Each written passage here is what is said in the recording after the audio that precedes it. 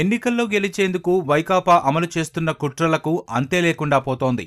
అడ్డదారుల్లో ఓటర్ల జాబితాలో అక్రమాలు, అవకతవకలకు పాల్పడుతోంది. తిరుపతి జిల్లా చంద్రగిరి నియోజకవర్గం ఓటర్ల జాబితాను వైకాపా జాబితాగా మార్చేస్తున్నారు.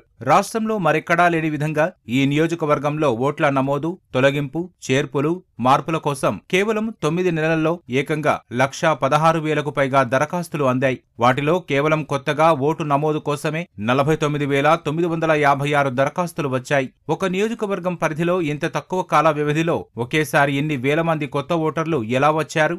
ఎక్కడి నుంచి వచ్చారు? ఇక్కడ మొత్తం ఓటర్ల సంఖ్యే 2023 జనవరి 5 నాటికి 3 లక్షలు. అలాంటిది ఏకంగా 50,000 మంది కొత్తగా ఓటు కోసం దరఖాస్తు చేసుకుంటారా? బోగస్ ఓట్లు చేర్పిస్తున్నారనేందుకు ఇంతకంటే రుజువు ఏం కావాలి? కొత్తగా అందిన వాటిలో 23,941 ఫామ్ 6 దరఖాస్తులను సైతం ఆమోదించారు. 25,649 తిరస్కరించారు. మరికొన్ని పెండింగ్లో పెట్టారు.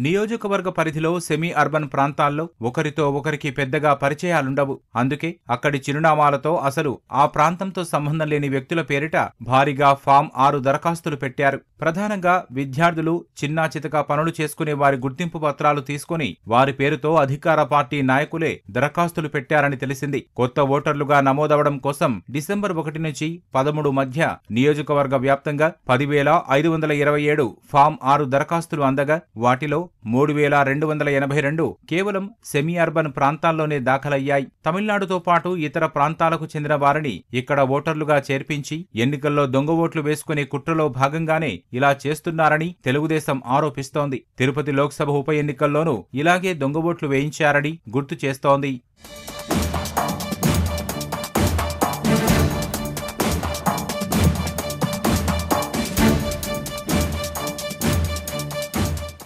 ఈ నియోజకవర్గంలో ఏకంగా 70 పోలింగ్ కేంద్రాలను ఇష్టానుసారంగా మార్చేశారు. తెలుగుదేశానికి గట్టి పట్టున్న ప్రాంతాల్లోని కేంద్రాలను విడగొట్టేసి అక్కడ ఓటర్లను వేరువేరు కేంద్రాల్లోకి మార్చేశారు. మరికొన్ని కేంద్రాలను పూర్తిగా ఎత్తేశారు. 2019 ఎన్నికలకు ఇక్కడ 325 పోలింగ్ కేంద్రాలు ఉండగా ఆ సంఖ్య ఇప్పుడు 395కు పెరిగింది. ఇంత భారీగా పోలింగ్ కేంద్రాలు రాష్ట్రంలో మరెక్కడా పెరగలేదు. గ్రామీణ ప్రాంతాల ఓటర్లను గందరగోళానికి గురి చేసేందుకు ఎన్ని చేయాలో అన్నీ చేశారు.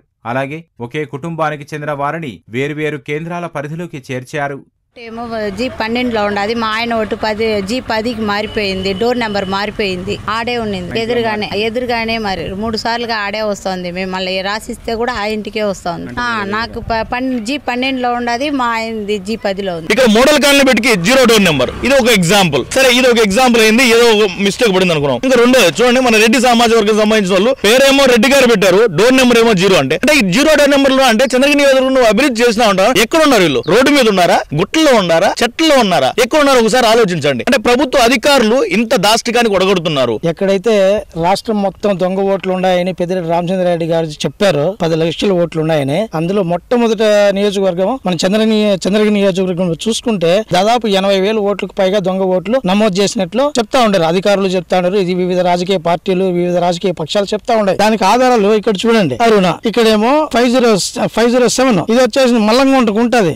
ఈ ఓటేమో తిమ్మినాయుడుపాలెంలో చూపిస్తుంది. సో ఈ విధంగా విలేజ్లను డోర్ నంబర్లను విలేజ్లను డోర్ నంబర్ను మండలాన్ని మార్చేసి ఈ దొంగ ఓట్ల కార్యక్రమాన్ని సంపూర్ణంగా పార్టీకి అనుకూలంగా, వైఎస్ఆర్ పార్టీకి అనుకూలంగా నమోదు చేసుకున్నారు. మృతులు, శాశ్వతంగా వలస వెళ్లిన వారు, చిరునామాలో లేని వ్యక్తులు, 0 డోర్ నంబర్తో నమోదైన వారు, ఒకే చిరునామాతో 10కి పైగా ఓట్లు నమోదైన వారు, అసంబద్ధ పేర్లతో ఓటర్లుగా నమోదైన వారు, ఇలాంటివి ఈ నియోజకవర్గంలో 32,647 ఓట్లు ఉన్నాయి. వాటిలో అనర్హుల పేర్లు తొలగించాల్సిన ఎన్నికల అధికారులు యథాతథంగా వాటిని ముసాయిదా జాబితాలో కొనసాగించారు. ఇంత భారీగా బోగస్, అనుమానాస్పద ఓట్లు ఉండడంపై పలుమార్లు ఫిర్యాదు చేసినా చర్యలు తీసుకోలేదు. దొంగ, బోనస్ ఓట్లు తొలగించాలని ప్రతిపక్ష పార్టీలు పెడుతున్న ఫామ్ 7లు పట్టించుకోని అధికారులు ప్రతిపక్ష పార్టీల మద్దతుదారులు, సానుభూతిపరుల ఓట్ల తొలగింపు కోసం అధికార పార్టీ నాయకులు చేస్తున్న దరఖాస్తులపై మాత్రం ఆఘమేఘాలపై స్పందిస్తున్నారు.